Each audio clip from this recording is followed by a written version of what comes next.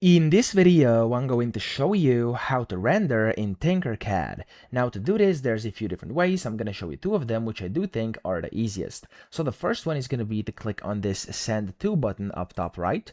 And then from here, as you can see, you can get a picture of your design. So you can click on this download button over here, and then you can simply open up your image. And this is going to be kind of a rendered object, okay, over here. So that's kind of the first way to do it. But if you want kind of more advanced editing, what you can do is the following. Click on this button up top of a falling apple to open up the SimLab, and then when you do this over here, this can actually allow you to basically render things much better. So here you can go and click on a specific item and change its material, color. You can change its settings over here and material properties, stuff like that. So it's completely up to you what you want to achieve. If I select this to be like bouncy rubber or maybe like hardwood or something, it's going to appear just like this. And of course, you can change your colors over here as well to kind of make it even more realistic.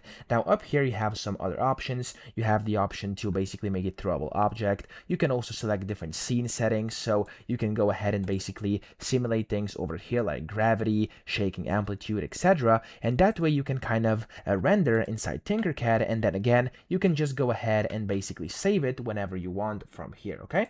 So that's how to do this. That's kind of the best way to render in Tinkercad. I hope this video helped you out. If it did, please subscribe to the channel and help me out as well.